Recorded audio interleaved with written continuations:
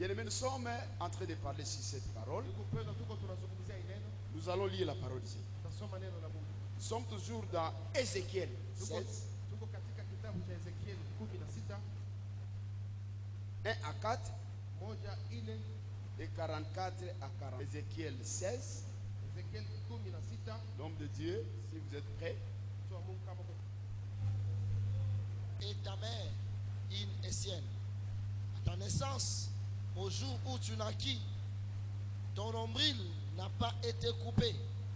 Tu n'as pas été lavé dans l'eau purifiée. Tu as été frotté avec du sel. Tu n'as pas été enveloppé dans des linges. Verset 44 à 45. Voici, tous ceux qui disent des proverbes t'appliqueront ce proverbe: telle mère, telle fille. Tu es la fille de ta mère qui a repoussé son mari et ses enfants. Tu es la sœur de tes sœurs qui ont repoussé leur mari et leurs enfants. Votre mère était une Essienne et votre père un Amoréen. Amen. Nous acclamons la parole du Seigneur et puis nous nous asseyons dans le nom de Jésus-Christ. Nous vous saluons dans le nom puissant de Jésus. Bien-aimés, l'Éternel nous parle sur l'alliance. L'alliance toujours. Car on m'avait donné ce royaume. Gloire à Jésus-Christ. Il dit: prosterne-toi devant moi. Car ce royaume, on me l'a donné. C'est pourquoi Jésus dit: il est le prince de ce monde. C'est pourquoi il ne faut pas marcher selon les traits de ce monde, de la puissance de l'air, à travers nos coutumes, à travers nos traditions. Jésus dit ceci: vous annulez les commandements de Dieu au profit de vos traditions.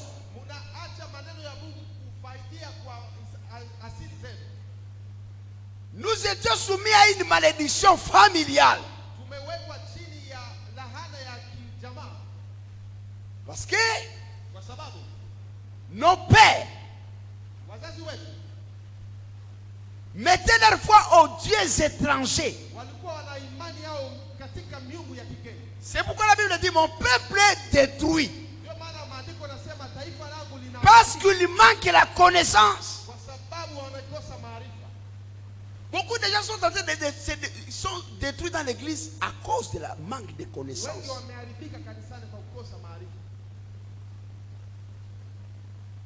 Se convertir, c'est bien. Plutôt, se repentir, c'est bien. Mais se convertir, c'est mieux. Gloire à Jésus-Christ. Se repentir, c'est bien. Celui qui croit au Seigneur Jésus, il se repent. Mais la conversion, c'est un changement qu'on doit identifier dans ta vie. Ça, c'est un processus.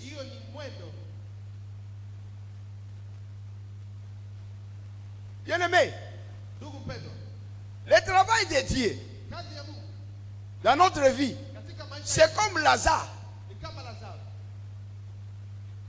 Lazare, dans la tombe, il sentait. Nous aussi, on était en train de sentir le péché.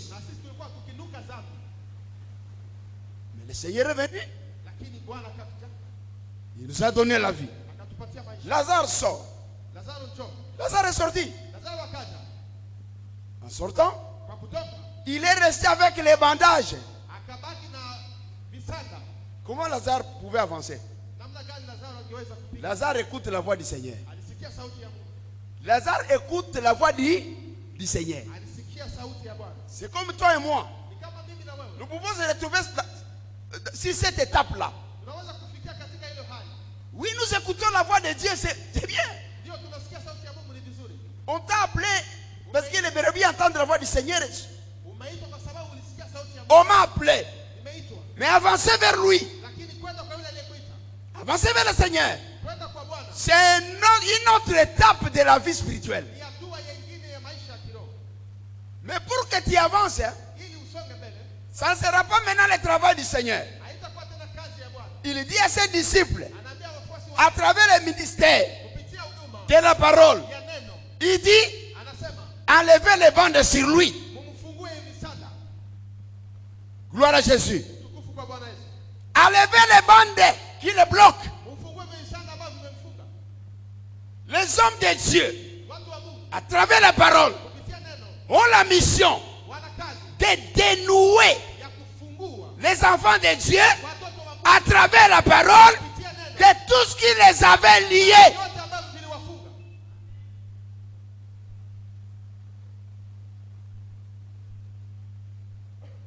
C'est pourquoi beaucoup de gens sont contents de leur conversion, de leur salut, mais sans conversion. Tu ne vois pas le changement. Parce que c'est la parole qui nous libère. La Bible nous dit, vous connaîtrez la vérité et la vérité vous affranchira.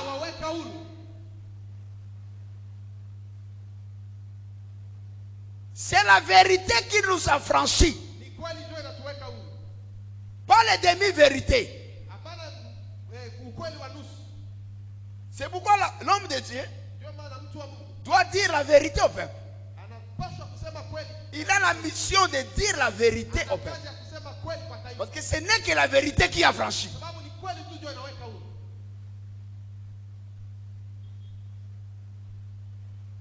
Tu peux venir dans la foi. On te voit venir dans la joie. C'est bien. Est-ce que tu avances? Parce que l'alliance que Dieu fait avec nous, c'est pour...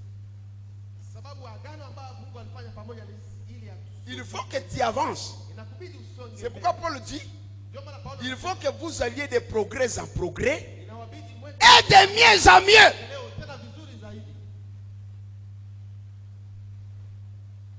Est-ce que depuis que tu as crié, tu progresses? Est-ce que depuis que tu as cru, tu connais en quoi le Seigneur t'a appelé? L'alliance vient nous enlever dans le tâtonnement. Tâtonnement. Mais l'alliance vient nous donner la révélation du Fils. Nous enlever l'ignorance. Le peuple de Dieu est détruit parce qu'il manque la connaissance. Viens le mettre dans le Seigneur. Est-ce que tu avances? Souvent, on nous réclame. Comme Jésus dit à Pierre, Satan t'a réclamé pour te cribler comme du froment.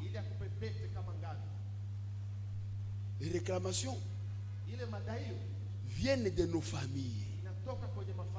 C'est pourquoi Lazare a été bandé. Ce sont les hommes qui l'avaient bandé. Ce n'étaient pas les apôtres qui l'avaient bandé. Les gens qui travaillaient dans l'esprit des morts. Les gens qui ne pouvaient qu'enterrer les gens, pas ressusciter les gens. Les gens qui étaient capables d'enterrer, mais qui n'avaient pas la capacité de ressusciter. Ce sont ceux qui ont enterré Lazare. Et toi aussi tu es enterré avec tout ce que tu as aujourd'hui peut-être. Parce qu'il n'y a rien qui avance dans ta vie. Tu ne fais que pleurer et maudire les jours de ta naissance.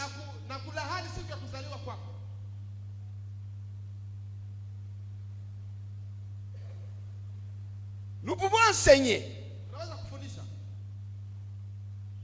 Nous disons qu'il faut que l'église évolue dans la connaissance. Enseignons le peuple sur l'enlèvement de l'église. Mais comment enseigner le peuple l'enlèvement de l'église, ce peuple qui est encore lié? tutafundisha namna gani hilo taifa ambao gani linafungwa.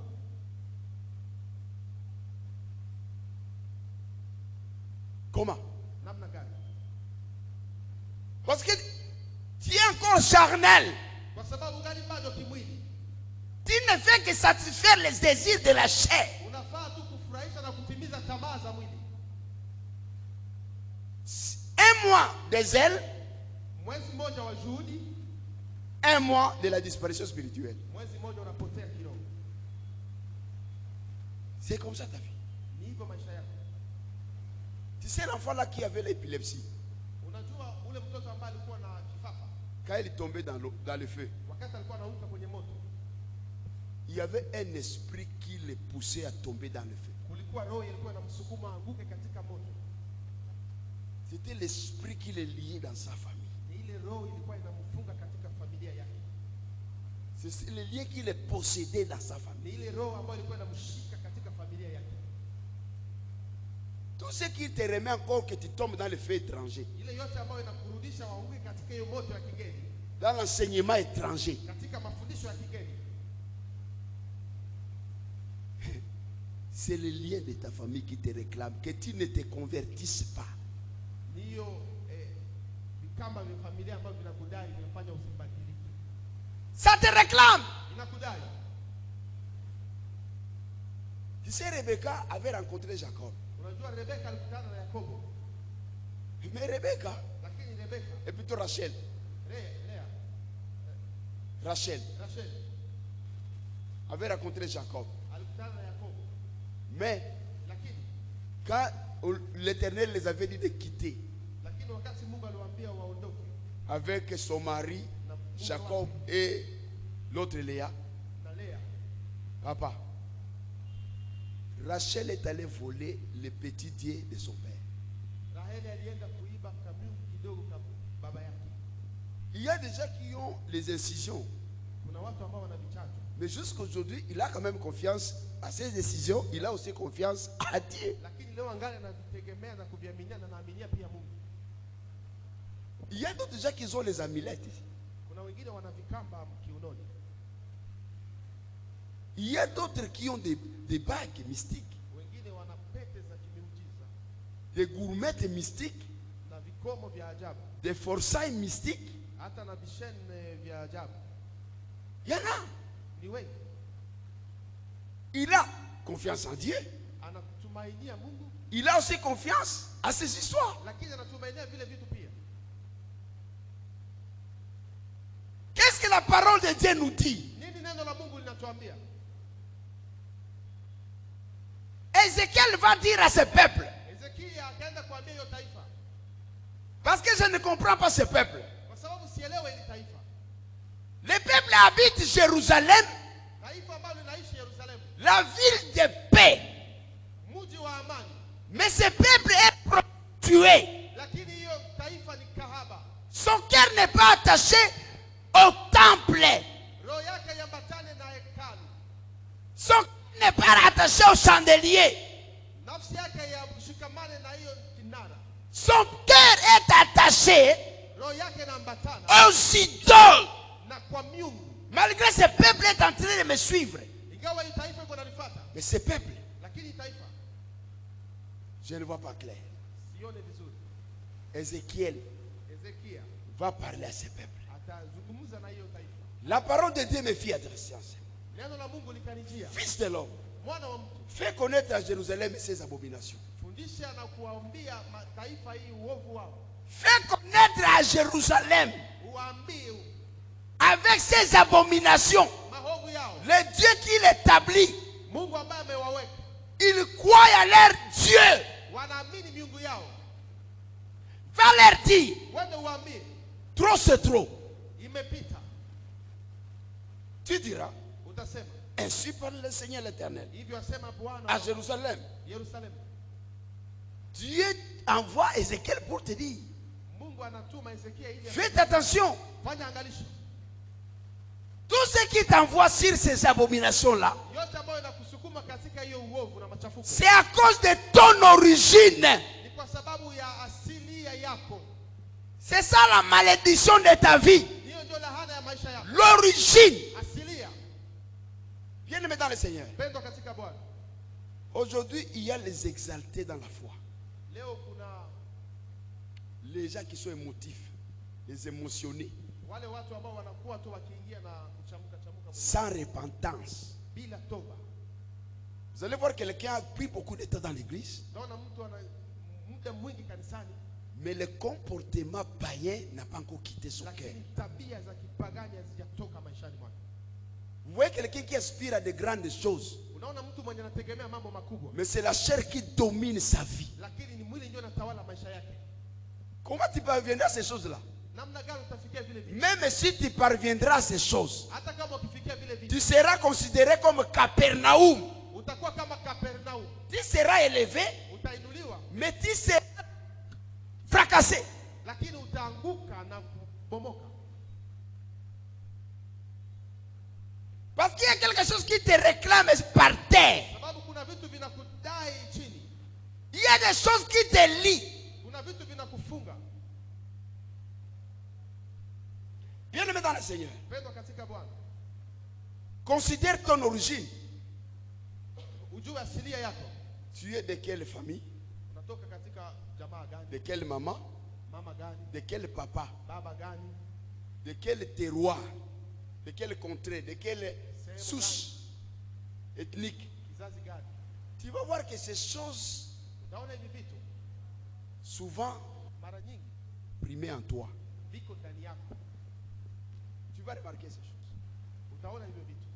Oh, le Seigneur, Japokuwa Bwana quand il t'appelle, wakati anakuita, il veut que pour le servir, que tu quittes cet état-là de considération. anataka ili umtumikie utoke katika hiyo hali. Je parle lentement pour que nous comprenions. Niko nasema polepole ili kila mtu asikie.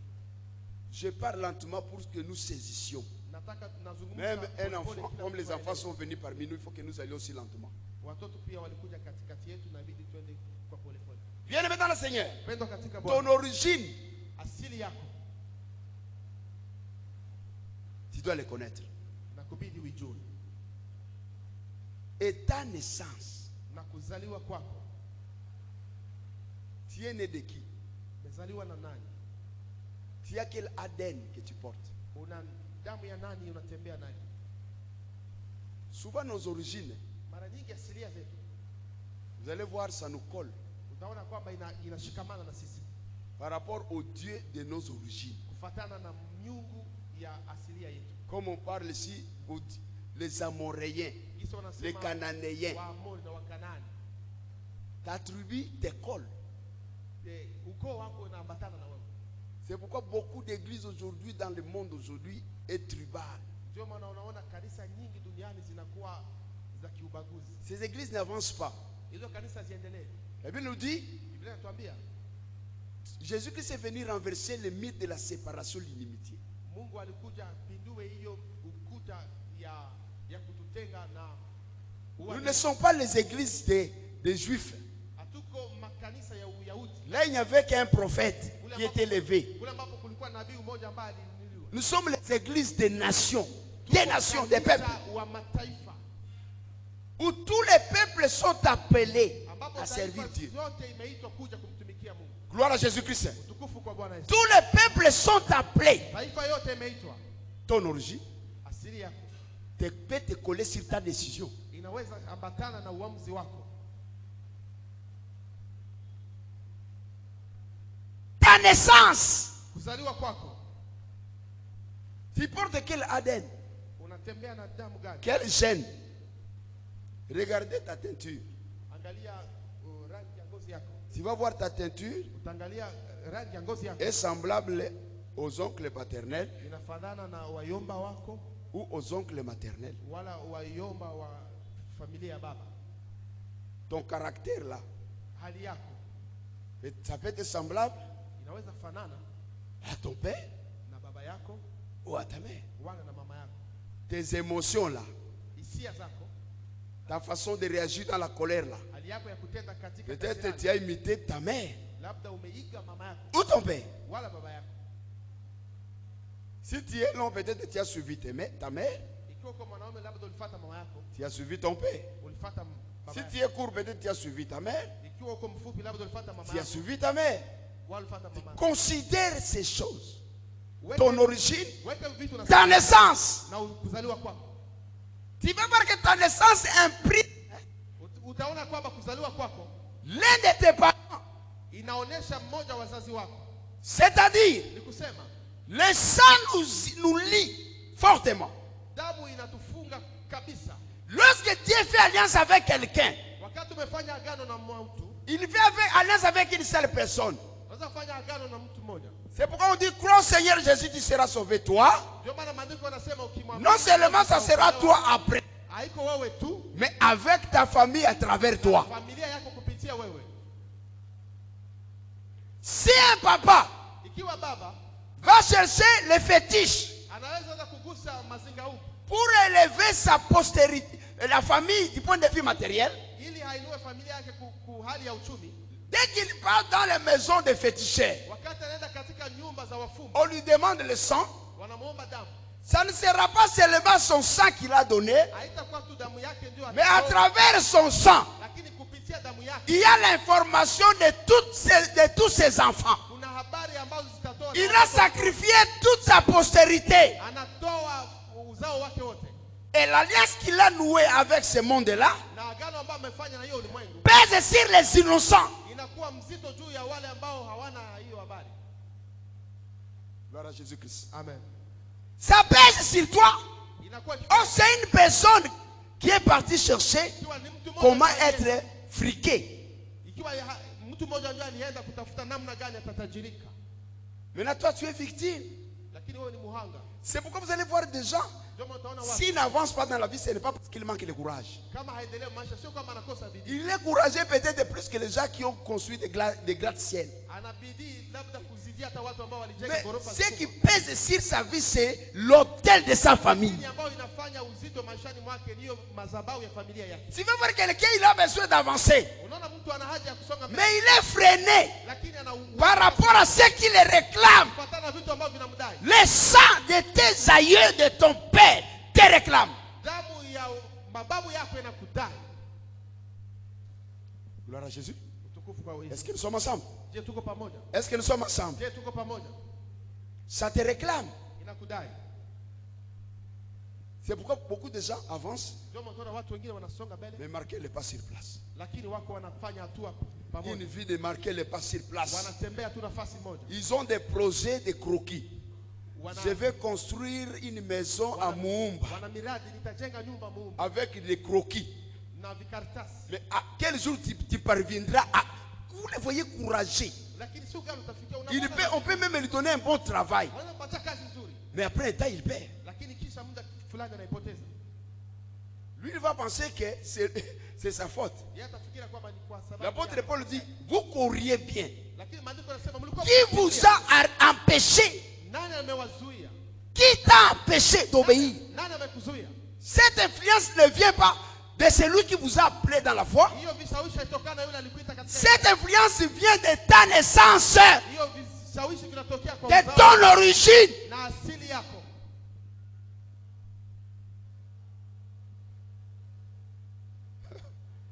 Bien-aimé, la Bible dit la chair et le sang n'hériteront jamais les royaumes des cieux. Si tu n'écoutes pas la parole, ta chair ne sera pas sanctifiée. C'est pourquoi nous sommes appelés au combat spirituel. Nous sommes appelés au combat spirituel. Il faut combattre jusqu'à ce que ton sang va couler. Ce qui importe, ce n'est pas la chair, parce que les deux ne peuvent jamais hériter le royaume de Dieu. Beaucoup de gens souffrent pour rien. Il est dans le Seigneur, il dit que ça suffit. Oh, il n'y a pas de condamnation pour ceux qui sont dans le Seigneur. C'est bien, c'est un bon slogan. Mais aujourd'hui, tu vois comment est-ce que tu vacilles comme un errant, un vagabond. Mais tu n'as pas de condamnation. Mais tu devais aller facilement. Rien ne pouvait te bloquer. Parce que tu n'as pas de condamnation. Nous n'avons pas de condamnation Pour ceux qui sont dans le Seigneur, Kwa wale ambao walio katika personne ne Bwana, peut dire que nous n'entrerons pas au ciel. hakuna anaweza sema utaingia mbinguni. Il n'y a pas de condamnation pour nous. Hakuna hukumu juu yetu. C'est comme Lazare quand il est sorti. Ndio kama Lazaro wakati alitoka. Il n'a pas de condamnation Hakuwa na hukumu. parce qu'il a écouté, Sababu alisikia il est venu. na akaja. Mais pour hériter cette terre, la bénédiction centuple. Lakini kwa kurithi na kupata hiyo baraka ya mamia, Parce que ta main, sababu mikono yako, c'est ça l'activité. mkono wako ndio kazi. La main signifie le travail. Mkono wako unamaanisha. Si ta main est liée, Ikiwa mkono wako unafungwa, comment est-ce que tu vas évoluer? namna gani utaendelea? Il faut que Jésus dise à ses disciples, Inambidi Mungu déliez-les. mumfungue Comme ça, laissez-lui partir. ili mumwache aende. Gloire à Jésus. C'est pourquoi les ministres de Dieu sont dans l'église avec la parole Wakiwa na neno, qui est l'épée de l'esprit ambao ni panga ya neno, pour couper les liens de ta vie afin de te laisser partir, ili akuache être grand dans la foi. na ukomae katika imani. Gloire à Jésus-Christ. Utukufu kwa Bwana Yesu. Gloire au Seigneur Jésus. Utukufu kwa Bwana Yesu. Il n'y a pas de condamnation. Il y a un évangile. Il n'y a pas de condamnation pour ceux qui sont dans les cieux. Hakuna hukumu kwa wale walio katika Kristo. Mais jusque-là, tu demandes toujours le lift. Lakini mpaka saa ungana na ngoya wa kubebe katika gari za watu. Jusqu'aujourd'hui, tu souffres. Mpaka leo unasumbuka. Parfois, tu vois des choses qui ne vont pas dans les songes. Mara nyingine unaona vitu ambavyo si vizuri katika ndoto. On te réclame même dans il y a des cauchemars que tu vois. Una mandoto zibaya ambazo unaona. Bon, il n'y a pas de condamnation, je vois ces cauchemars. Hakuna hukumu, naona hii ndoto Et mbaya. tu dors. Naona lala. Bongo yako. Tu te trompes. Il n'y a pas de condamnation. Hakuna hukumu. C'est ce qui fait qu'aujourd'hui, Ni ile ambayo unafanya leo. les hommes de Dieu qui étaient élevés dans les temps passés, Watu wa Mungu ambao waliinuliwa wakati uliopita, ils ont combattu walipigana les démons, mapepo, mais ils n'ont pas attaqué les liens. lakini hawakupigana juu ya C'est ce qui fait que beaucoup de ces serviteurs n'ont pas fait grand feu aujourd'hui, n'ont pas fait grand feu. Na ndio maana unaona mingi ya wale watumishi ambao hawakufanya mambo makubwa Ils sont devenus monnaie courante dans les réseaux sociaux aujourd'hui. wamekuwa hali tu ya kale katika mitandao, Parce qu'ils étaient élevés, sababu waliinuliwa pas lakini wakaanguka ghafla, tombés. wakaanguka C'est fini. na ikaishia Et pale. le diable monte au toit, il proclame et dit, il met ta nudité devant les gens dans les réseaux sociaux. C'est fini. Na shetani anapanda kwenye manjanja, anatangaza, anaweka utupu wako kwenye mitandao, na pale inakwisha. Bien aimé dans le Seigneur, Petro katika Bwana, Lazare écoutait la voix. Lazaro alisikia sauti, Lazare est sorti. Lazaro akatoka. Mais pour que Lazare vaque dans ses occupations, Ili Lazaro dans ses aende katika entreprises, shughuli zake na il kazi faut zake, que les ministres de Dieu coupent les rubans, tout ce qui était comme bande, ilibidi qui les bloquait, watumishi wa Mungu wafungwe, en fait de les laisser partir en paix. yote ambayo vilimkata. C'est ili comme ça waende nous kwa connaîtrons amani. la vérité Ndio maana tutajua et kweli, la vérité va nous na affranchir. hiyo kweli itatuweka huru. Si vous allez voir les gens faire long feu Kama utaona watu dans la foi, ce sont des gens qui ont combattu leurs origines et leur naissance. ni watu ambao walipigana na asilia yao na uzao wao. Peut-être les mensonges qui ne te quittent pas la bouche, ça vient de ta mère. Labda hiyo uongo ambayo toka kinywani mwako toka kwa mama yako Ça te freine. inakuzuia. Pour mieux vivre, il faut tromper. Ili uishi vizuri, wewe inakubidi udangaje. Il y a même des gens qui font des témoignages de mensonges. Kuna watu hata wanaleta ushuhuda za uongo. Il fait des témoignages, il Anashuhudia, met l'huile, il met les haricots, anaweka mafuta, les muscades, anaweka les aïe, anaweka les ngaïngaï. ngai. Et ces mensonges témoignages circulent aujourd'hui le monde. Na hiyo ushuhuda wa uongo unatembea ulimwengu pote. Quand est-ce que tu iras annuler, tu vas dire pardon à ce que tu as dit comme mensonge? Mara namna gani utaenda kuomba Ça msamaha vient kwa hiyo uongo ambao de umesoma? ta naissance des mensonges. Uongo inatokana na uzao wako. Tu commences même à témoigner des mensonges. Comme quelqu'un au bureau là-bas, il est allé dire que mon père est mort. Sawa, mmoja pale kwa kazi yetu anasema kwamba baba yangu On lui a donné tout ce comme funérailles. wakampa yote kama ya kwenda kuzika, Tous les avantages liés à cela. yote ambao inafaidia kukazi juu ya hiyo hali. Pour nous, son père est mort. Kwa Or babaki kuna pika migulu kule, c'est kule Kasai occidental. que son papa est en train de marcher à pied là-bas à Kasai. C'est après qu'on viendra dire baba yake eko muzima. C'est après qu'on verra que son papa est vivant. Ah mon frère. Ushaka tuwe père. Tu as tué ton papa. Unaona franga kunyana bebaka mtu. Tu vois là où l'argent peut amener quelqu'un. Unaona? Tu vois. Oh, il vient, il écrit, je viens de connaître Le cas de décès, message nécrologique, mon père est décédé. Munisaidie, na m'avantage lié na mambo ya enterrement. Qui sont liés au sol des enterrements. Bakatosha francs. On a décaissé l'argent. Le directeur apprendra que père a qu'on a tembe. Voilà un monsieur qui a tué son père comme ça. Vous croyez que c'est un mensonge qui est facile? Il y a des liens derrière ça. C'est pourquoi il ne faut pas blaguer. Nous nous trompons mutuellement dans l'église. Quand nous disons qu'il n'y a pas de condamnation. Oui. Il n'y a pas de condamnation, c'est vrai. Parce que la parole que nous avons, c'est la parole de puissance. Si tu crois cette parole, ça doit vous affranchir. Si tu marches dans la vérité, les malins ne te touchent pas. Si tu crains Dieu, les malins ne te touchent pas. C'est vrai. Mais, bien aimé, les chairs et le sang n'hériteront jamais le royaume des cieux. Paul dit, je vais faire le bien mais je ne le fais pas. Je vois faire le mal. À son rang, il dit, qui me délivrera de ce corps de péché misérable que je suis? Écoutez Paul bien là-bas. À son rang, il dit, de ce corps de péché. Il s'appelle même misérable. Bien aimé dans le Seigneur. Vous voyez quelqu'un comme Moïse. Vous voyez la colère de Siméon et de Lévi. Cette colère a suivi Moïse. Hein? Gloire au Seigneur Jésus-Christ. Gloire à Jésus-Christ.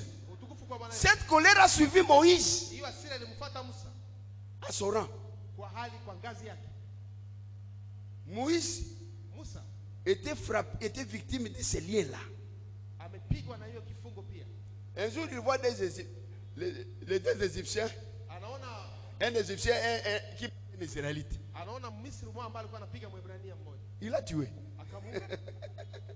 Il l'a tué. Colère à court. Et puis il est né en train de bégayer. Vous voyez la colère, il a eu la concentration de toute la colère et ça vient dans les bégayements.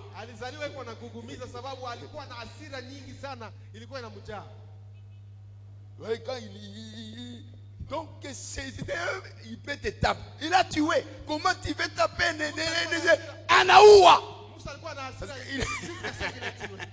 Gloire à Jésus-Christ. Gloire à Jésus. On a tué. Ça dit maneno anasema haitamalizika bon nitakusema tu ukufe. Non, ça peut pas se terminer. Je voulais dire que soit mort. Malien. Gloire à Jésus-Christ.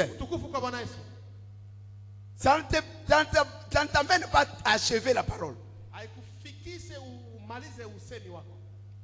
Il part. Il voyage avec les peuples. On le critique. Il dit Corée, Dathan, Abiram, vous ne pouvez pas mourir comme tout le monde. Sinon ce n'est pas ma colère. Papa, les gens étaient enterrés vivants. Lien, il y a colère. Gloire au Seigneur Jésus-Christ. Amen. Il continue le voyage. Et voilà. Frapper les rochers. Pour que le peuple boive de l'eau. Amen. Il vient. Il voit le peuple rebelle. Il dit, est-ce que vous croyez que de ces rochers peuvent sortir de l'eau? Colère lui-même douter.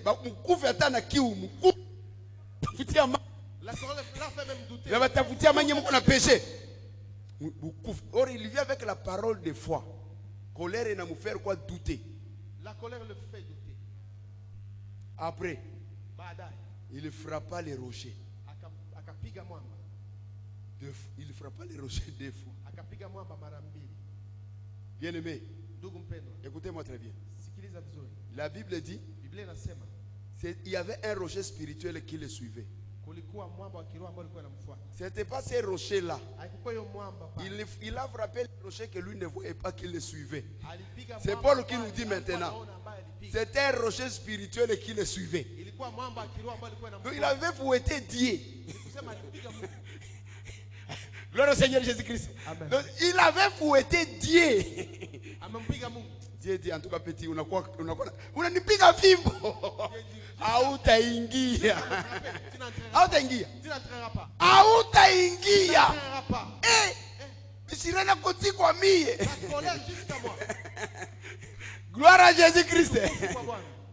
Donc il y a d'autres colères possédées. Unaona kuna hasira zingine ni za kushikwa kabisa. Un lien qui vient de très loin. Vikamba na Jusqu'à ce que minyororo Moïse wanatoka fouette Dieu. mpaka Musa anampiga Mungu. Comme il croyait que c'est les rochers, on la Bible dit il y avait un rocher qui le suivait. Alifikiria kwamba ni mwamba ijapokuwa kulikuwa mwamba Alors, ambao ces ulikuwa rochers qui s'est positionné sur ces rochers ile mwamba ambayo ilifika kwenye ile mwamba pour faire sortir l'eau. ili ifanye mai. Pendant que les rochers là s'est stationné sur l'autre rocher, Wakati ile mwamba ilifika kwenye ile mwamba. Moïse anazibula fimbo pa. Ah, kolera kinaenda kupiga Mungu. Mungu anasema pedi. Sa colère jusqu'à aller frapper Dieu. Hautaingia Kana. Tu n'entreras pas Kana. Mais gloire soit rendue à l'Éternel. Utukufu kwa Bwana Yesu. À travers le Seigneur Jésus-Christ, Ya Bwana Yesu. on a vu Moïse sur la montagne de transfiguration. Naona Musa kwenye mlima wa mabadiliko. La seule personne qui peut te faire parvenir Ambaza là où les liens de ta famille t'avaient bloqué, c'est notre Seigneur Ni Jésus-Christ. Bwana Yesu. La seule personne qui peut t'amener là où ton père n'a pas arrivé, c'est notre Seigneur Jésus-Christ. Bwana wetu Yesu Kristo. La seule personne qui peut te faire traverser sur des paroles mauvaises, des malédictions qu'on a prononcées sur ta famille, c'est notre Seigneur Bwana Jésus-Christ. Yesu Kristo. Un jour, on l'a vu à Jérusalem Siku moja wamemwona Yerusalemu avec le Seigneur. pamoja na Bwana. Il lui disait, Akawaambia, entrez à Jérusalem pour souffrir. ingia Yerusalemu kwa kuteseka. Voilà la personne qui avait frappé. Tazama mtu ambaye amepiga. Mais le Seigneur lui a fait grâce. Lakini Mungu akampa Très là où on lui avait dit qu'il ne pouvait pas entrer. akamfanya aingie na J'ai dit à toi, na kuambia wewe à ta famille, na familia à ta postérité, na uzao wako tu parviendras là où les liens de ta famille avaient décidé que tu ne parviendras pas. Toi, tu arriveras avec le Seigneur. Nous verrons les exploits. Il écrasera nos ennemis. ataangamiza maadui zetu.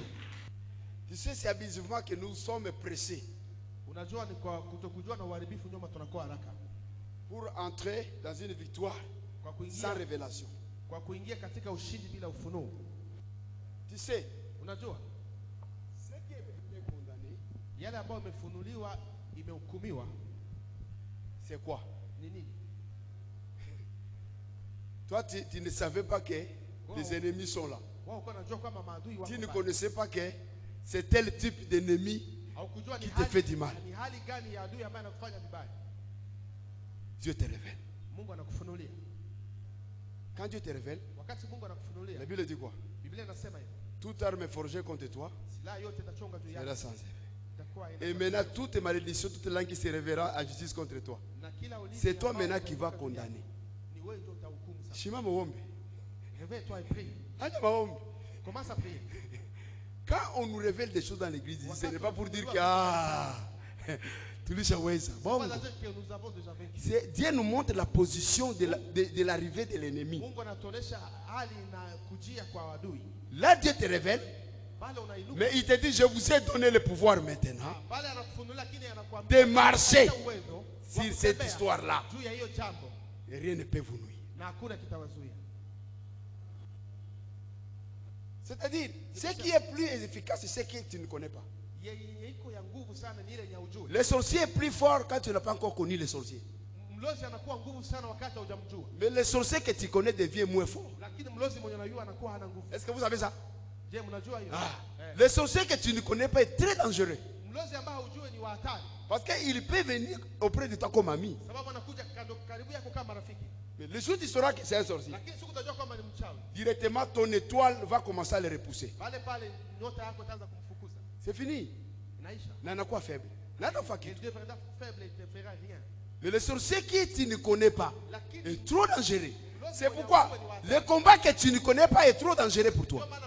Mais le combat que tu connais, on n'a pas la précision de combat. C'est lui qui exerce notre droit au combat, c'est notre Seigneur Jésus-Christ. Hakukwambia upike busingisi. Pauvreté itakusurprendre. De vaincre le sommeil pour ne pas être surpris par la pauvreté. C'est condamné parce que Dieu l'a condamné à travers la prière que tu feras. Lève-toi, car ta lumière arrive. L'amour. L'amour. Tu dois combattre. C'est quoi? Combattons les beaux combats. C'est pourquoi ce qui est révélé, Dieu a condamné ça par rapport à ce qu'il t'a révélé. On appelle ça où il proclamer ma parole à victoire. Il veut que tu proclames la parole de victoire. Aïko télévision. C'est pas une télévision. On a la télé. Ou ta surtout cas. Sera effrayé.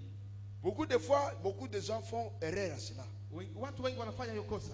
Ils voient la révélation, ils disent c'est condamné. Wanaona ufunuo wanasema imehukumiwa. Oui. Ni kweli. Parce que cette histoire, tant que tu es enfant de Dieu, sababu hiyo hali toka ungali mtoto wa Mungu. Kama ingekuwa guerre ya kukuamburie, Mungu angekuonesha. Si c'était pas vraiment une guerre, Dieu n'allait pas. Comme Dieu, ikiwa Mungu amekufunulia. Il dit ceux qui sont enseignés, ils sont plus que vainqueurs. Anasema wale ambao wamefungwa wanakuwa zaidi ya mshindi. Cette histoire a été déjà condamnée sur la croix. Hiyo jambo imefungwa msalabani. Le diable a été déjà condamné sur la croix. Shetani amehukumiwa msalabani. Il a dit tout est accompli sur la croix. Amesema yote imekwisha. Mais ça ne suffit pas. Lakini haitoshi. Tu as aussi ta part. Una sehemu yako. Toi a été condamné sur la croix. Yote imehukumiwa msalabani. Toi a été proclamé victoire sur la croix. Il a déchiré l'acte, les ordonnances qui nous condamnaient. Il les a publiés en spectacle à les clouer sur la croix. Mais cela ne suffit pas. Il dit, je vous ai envoyé et je vous ai donné aussi le pouvoir de marcher sur les serpents et sur les scorpions. Et rien ne pourra vous nuire. C'est-à-dire, nous avons une victoire en différé. Mais la réalité, il faut condamner ça par la prière. La question que je voulais poser, je voulais savoir ce que vous avez parlé, trouve dans le livre des Romains 7:15. La dernière partie où Paul dit que délivrera du corps de mort, qu'il délivrera du corps de mort et où il s'appelle misérable. Je ne comprends pas cette partie-là très bien. S'il s'appelait misérable, donc il vivait dans le péché ou quoi? Bien-aimé dans le Seigneur, tu sais que Jésus a dit ceci. Si moi je suis le bois humide, on fait comme ça. Combien serez-vous le bois sec? Donc on va allumer seulement comme ça. Tu comprends? Ça dit, la chair que nous portons ici, avec le sang, la Bible dit, ça n'hériteront jamais le royaume des cieux. La nourriture c'est pour le ventre. Le ventre c'est pour la nourriture. Paul dit, les deux seront enterrés. C'est ça misère. Nous portons un corps qui est le corps mort. C'est pourquoi on vous dit, c'est lui qui marche selon l'esprit n'accomplira jamais les désirs de la chair. Les désirs de la chair nous attirent. C'est-à-dire, la chair nous pousse à faire ce que l'esprit ne veut pas. C'est pourquoi Jésus dit, la chair est faible, mais l'esprit est bien disposé. Est-ce que tu sais que Jésus n'a pas péché? Tu sais que Jésus avait pleuré. Tu sais que Jésus a dit, s'il est possible qu'on éloigne de moi cette coupe. C'était par rapport à la souffrance de calvaire. La chair. Papa, la chair. c'est le terrain de football du diable. Ni kiwanja cha kabumbu cha shetani. Si tu ne sais pas garder ton corps Et mortifié, c'est comme ça Paul le dit, je ne bats pas pour battre à l'air. Je traite durement ton corps. Ndio maana C'est ton ennemi premier, le corps. inakubidi uweze kutawala mwili wako, sababu ndio adui wako wa kwanza. Si Jacob a vendu son droit de naissance, tu sais pourquoi? Esaú. Esau amepanda nafasi yake kama Tu sais mfalme wa pourquoi? kwanza. Ni kwa nini? Ah, fais quoi quand même? Attention. C'est pourquoi quand il est venu tenter le Seigneur Jésus, il vient avec les pains. Wakati alikuja kumjaribu Bwana Yesu, La prédication du pain. Il dit, oh, si tu es le Fils de Dieu. D'abord, il doute même du Seigneur avant de dire, il connaît qu'il est le Seigneur, mais il l'amène même à douter. Il dit, si tu es vraiment le Fils de Dieu. C'est-à-dire, il a amené Jésus même à douter s'il est le Fils de Dieu. Alors, fais que le pain, la pierre, pain. Parce que je trouve que vous connaissez. Tu vois, le combat ya kwanza ni kumwili. Le premier combat, c'est la chair. Il faut combattre les Ismaël. Parce que Isaac est mtoto nyumba. Gloire au Seigneur Jésus-Christ. Il faut mfukuza Ismaël. Il faut d'abord chasser Ismaël. Il faut fukuza mwili. Il faut chasser. Mwili usipende, anasema n'aimez pas le monde. Parce que le monde porte le désir sur notre corps. Fais attention. Fais attention avec le corps. Ni poussière, ni damas à chétan. C'est le repas. C'est là où vient la séduction. Faites attention. Gloire au Seigneur. Tu as compris, hein? C'est pourquoi il dit misérable. Ni qu'on a besoin qu'on ait mbali. Je vais progresser. Mais mwili iko na nipuse kumaba. Mais la terre, mais le corps me retient. Ni qu'on nataka kufanya mambo. Je vais faire udhaifu ya mwili. Mais la faiblesse de chair.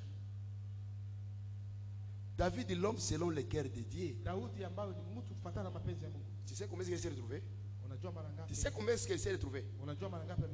Est-ce qu'il a cessé d'être l'homme selon le cœur de Dieu? Il est resté l'homme selon le cœur de Dieu parce qu'il a reconnu ses fautes. Il a reconnu à cause de l'enseignement. Quel c'est l'enseignement? C'est-à-dire misérable parce que tu as la chair. C'est comme ça la Bible dit. La rédemption sera quoi? Notre corps sera transformé. C'est ça le jour de l'enlèvement. Tout qu'on a lié à quoi? Nous pleurons à cause de la chair. Tout on a souffert. Mwili natutesa. Kama gonjwa pale si unateseka. Maladie. Njala pale unateseka. C'est ça le problème. Misérable.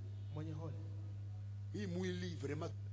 Et puis, bon, l'apôtre Pierre était aussi malade. Il dit cette charde alibeba, alikuwa mgonjwa. Alikuwa pia mgonjwa, anasema hiyo hali ambayo alibeba.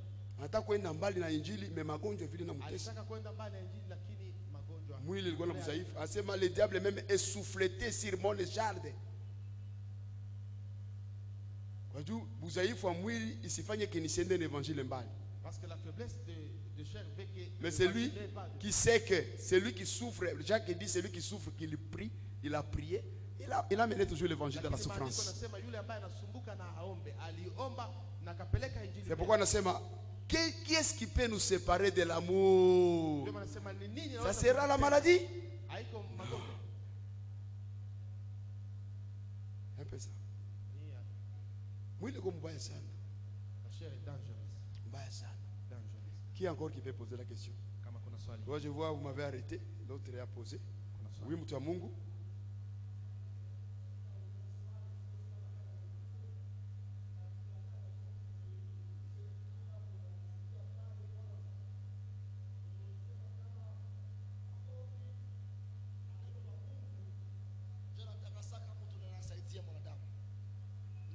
sana kuyo jambo.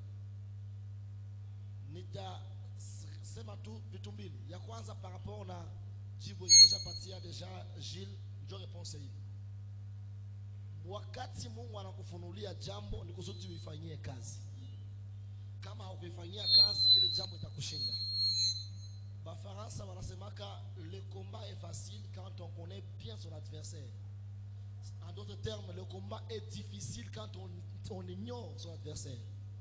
Alors, wakati unajua kama huyu kwa ananipiga vita, utajua jinsi ya kumpiga na kumshinda. Ya pili nitaka niseme juu ya ndugu Emile, question yake kuna réponse kwa verset ya kufuata.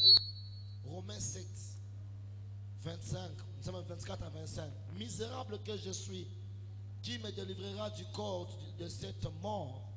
Grâce soit rendue à Dieu par Jésus-Christ notre Seigneur. Ainsi donc, moi-même, ce qui est Missouri, moi-même, je suis par l'entendement esclave de la loi de Dieu. Et je suis par la chair esclave de la loi du péché. Je me suis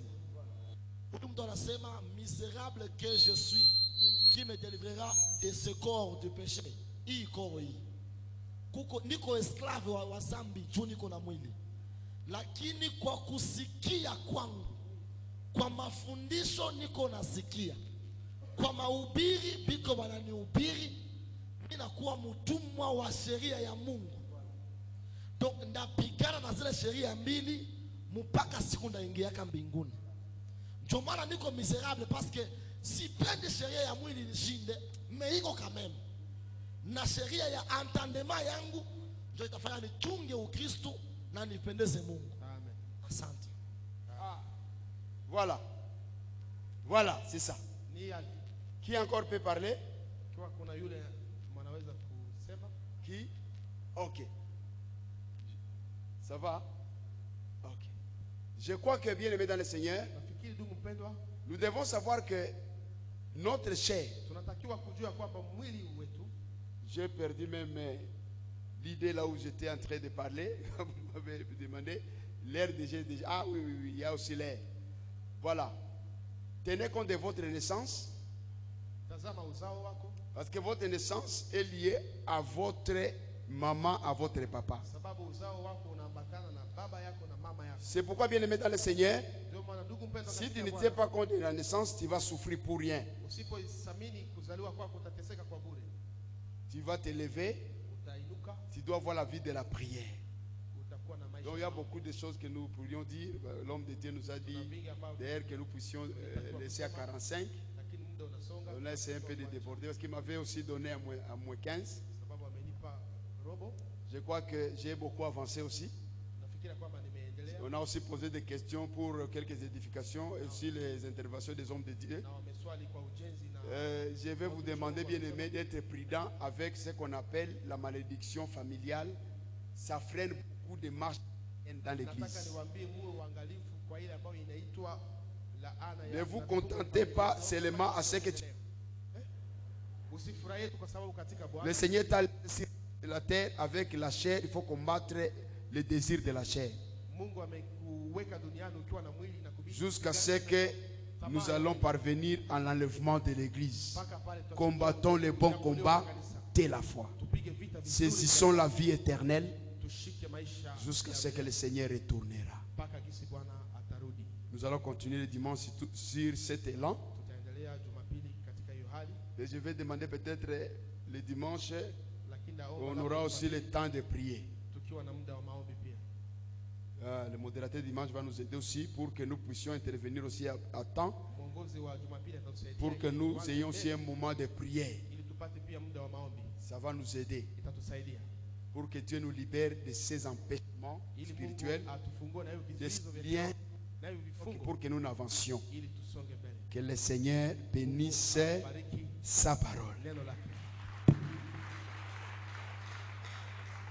Est-ce qu'on peut encore acclamer bien la parole de Dieu de ce soir, s'il vous plaît? Est-ce qu'on peut bien faire pour ce soir? Alléluia. Alléluia. Bien, mais avant de terminer, j'aimerais juste que nous puissions faire cette prière. On va d'abord lire le livre de Exode, chapitre 5, le verset 8 à 9. J'ai lu notre Seigneur. Vous leur imposez néanmoins la quantité de briques qu'ils faisaient auparavant. Vous n'en retrancherez rien, car ce sont de paresseux. Voilà pourquoi il crie en disant: allons offrir des sacrifices à notre Dieu. Le verset 9. Que l'on charge de travail à ces gens, qu'ils s'en occupent, et ils ne prendront plus garde à des paroles mensongères. Ici, c'est Pharaon. Lorsque Moïse demandait la libération au peuple d'Israël, il leur avait imposé encore des travaux, alléluia, pour qu'ils demeurent dans la servitude.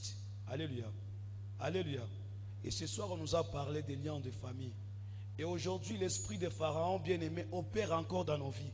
Ça nous distrait dans des choses pour que nous ne puissions pas prendre conscience que nous devons prier. Alléluia. Mais ce soir, tu vas prendre quelques minutes. Nous allons baisser nos têtes. Demander à Dieu la force que nous puissions chasser l'esprit de Pharaon dans nos vies. Pharaon a dit qu'on les charge encore des travaux afin qu'ils ne prennent pas conscience. Alléluia. Les démarches de Moïse étaient de libérer le peuple de servitude, d'esclavagisme. Et nous aussi, Dieu doit nous délivrer ce soir. Est-ce que tu peux demander à Dieu, qu'est-ce qui t'occupe, bien-aimé, à ne pas prendre conscience de ta vie? Certes que Dieu t'a révélé des choses dans ta vie, mais tu as du mal à prier. On a instauré même les programmes de prière à l'église, mais tu as du mal d'y participer. Qu'est-ce qui t'occupe, bien-aimé, ce soir? On nous a parlé des liens de famille. J'aimerais que pendant quelques mots que tu pries pour toi-même, bien-aimé. Demande la force du Saint-Esprit. Que l'esprit de Pharaon te quitte, bien-aimé. Afin que tu prends conscience que tu dois quitter les servitudes, les liens de famille. Afin que tu vives. Tu as promis. Est-ce que tu peux prier ce soir? Est-ce que tu peux aussi ta voix, bien-aimé, ce soir? L'esprit de Pharaon a pris de la place dans nos vies. Des fois, nous avons la force de passer même 3 heures du temps sur TikTok, sur Facebook, WhatsApp, je ne sais pas de quoi.